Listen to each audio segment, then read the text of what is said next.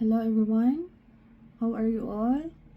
Today na alam ko i-share ang encouragement sa inyo ha, na maybe maka-help nimo. Na alam ko i-share about sa panahon ni Moses before nga kanang wala pa si Jesus, wala pa tay salvation.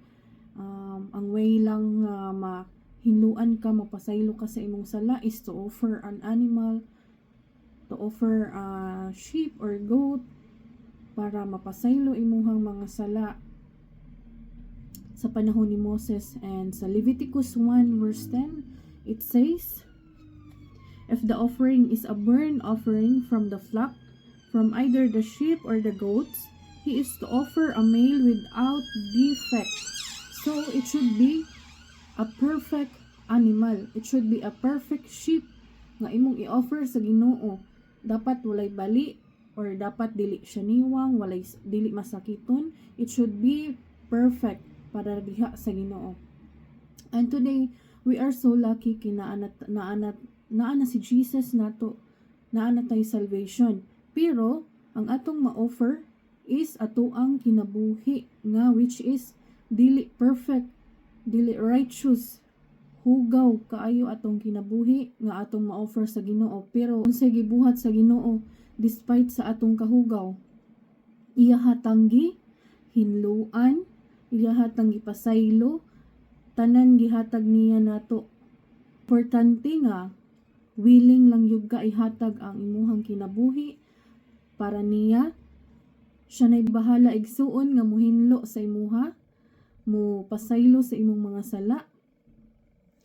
And ing ana ta kaswerte karon nga naa na si Jesus sa atong kinabuhi. And karon sa chapter 1 verse 9 sa John, ingon didto, "If we confess our sins, he is faithful and just to forgive us our sins and to cleanse us from all unrighteousness."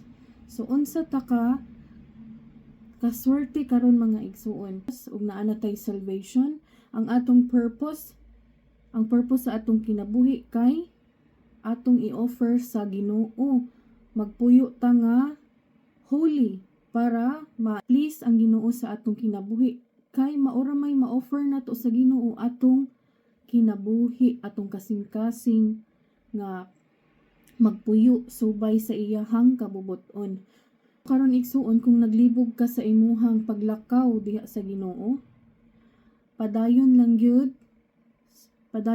diha sa Ginoo, kay mauna atong purpose mo serve sa Ginoo. Kay iya natang gipasaylo, iya natang gihinluan, maura na atong mabaw sa iya ha.